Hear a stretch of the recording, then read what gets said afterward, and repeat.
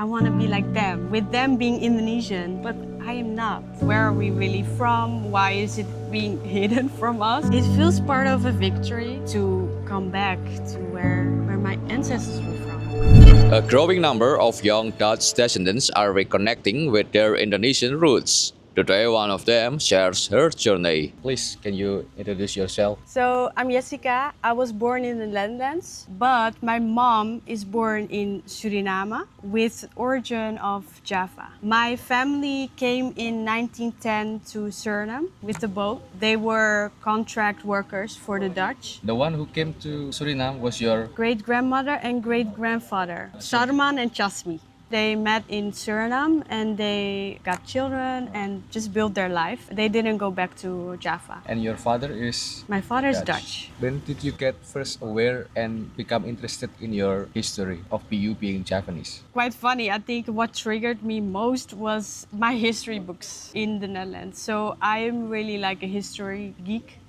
But I found out that the Indonesian history in our Dutch history books is very limiting. So that's where I start to question, like, because I knew I'm Indo, like I'm half. You always knew that. Yeah, because I ask and I feel like I'm a bit different than the other Dutch classmates, you know? From there, I just started to question a lot, like, but where are we really from? Why is it being hidden from us? I started to ask more questions to my family, but I found out that my mom doesn't really love to talk about it.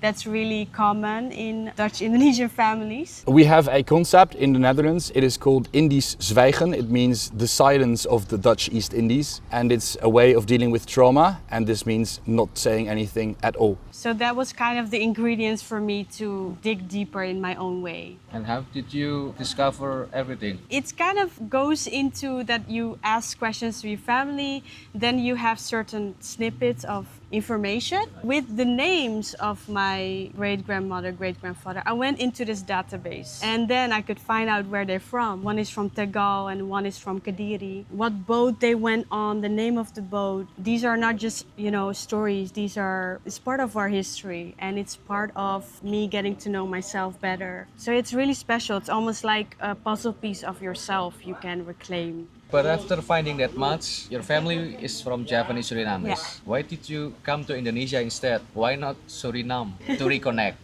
Yeah, that always is something that interesting for me as well, like why Indonesian feels much bigger in my life than Suriname. I think that's because when I was 15, I come here for the first time and that made such a big impact on me. I still remember, driving Sunset Road in Kuta, that I feel like I'm gonna live here. Like it was so clear for me and it's almost like destiny has brought me here back, So you've been here for how long in total? I think total maybe 5 years. 5 years. Around That's- 5 years. That's enough Yeah. time to experience Indonesia. Yeah. What kind of things have you done to reconnect with your Indonesian Japanese roots? One of them is learning the language. I feel that's a big part of reconnecting because in Suriname, my mom is not able to speak Japanese because she went to a Dutch school. So it's interesting when you're kind of being cut off from the language because I feel language is such a big bridge to understanding and also a bridge into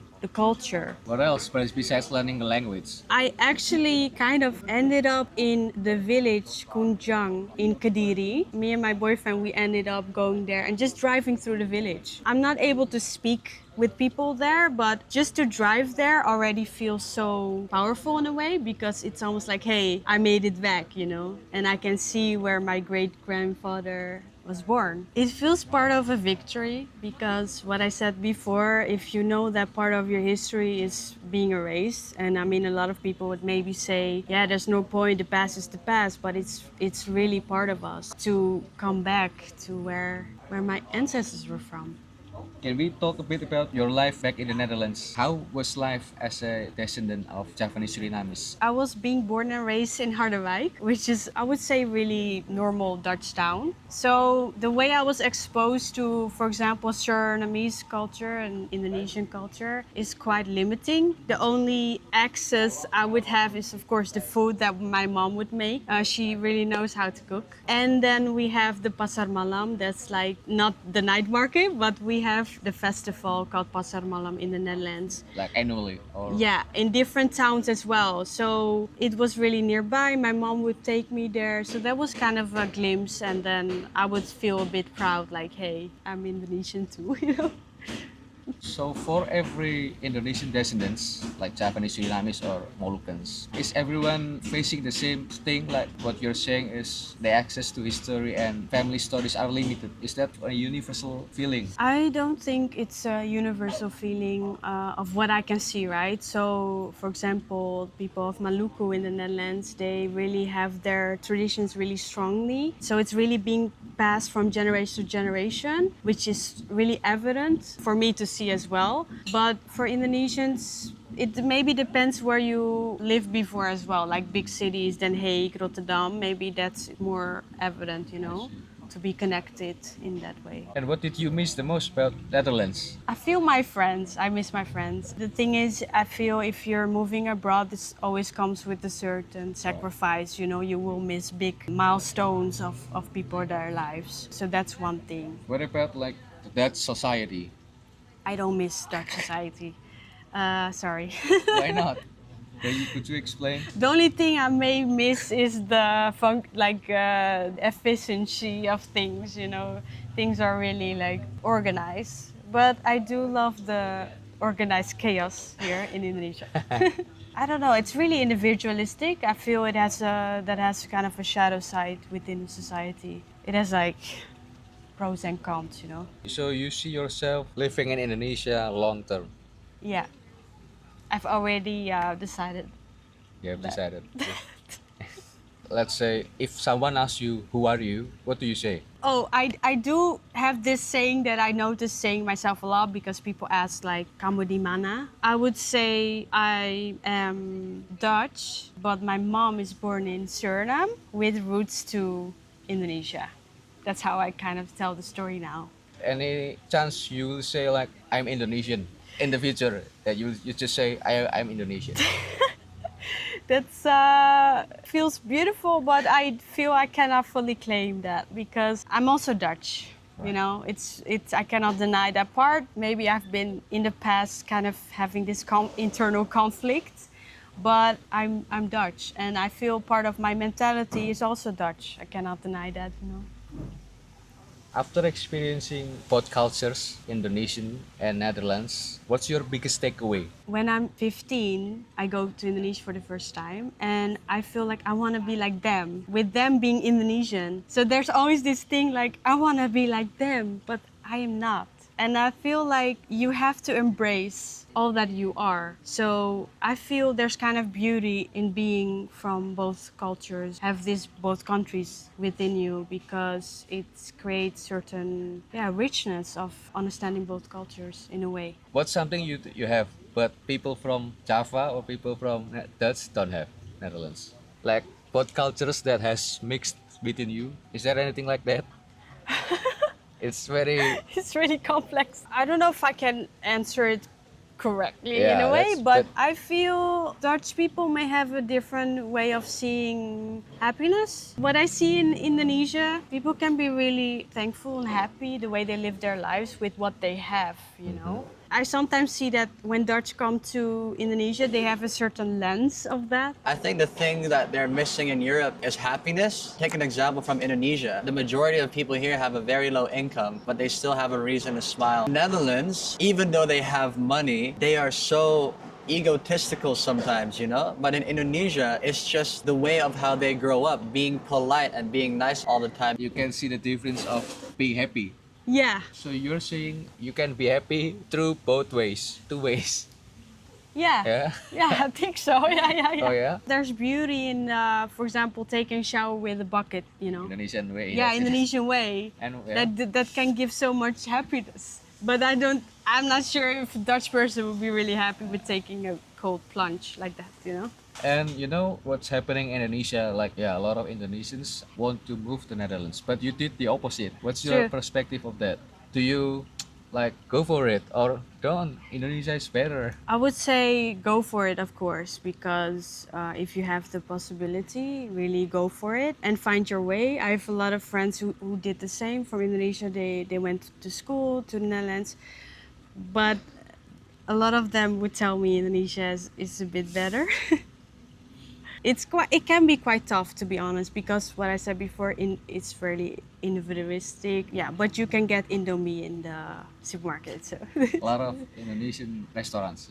yeah, a lot, and more upcoming too by newer generations that make it more cool, and more places are being created for like to hang out. Is it those with Indonesian heritage? Yeah, Oh, yeah. and Maluku too. That's so very that's really interesting. nice. Yeah. Would you say it is becoming more and more common for your generation with Indonesian heritage due to this reconnecting stuff? Yeah, because there are now more events being organized in the Netherlands. I feel now we are in a time where a lot of bridges are being built between Indonesia and the Netherlands. More communities are building, through events. What motivates them to do that? If I can feel into it, I feel again it's a sense of belonging, that you don't have to do this journey of reconnecting by yourself, but there are many others that would love to connect with their own part of being Indonesian. Like a trend, you know? Yeah, it is a trend, I feel. is a And trend. it's not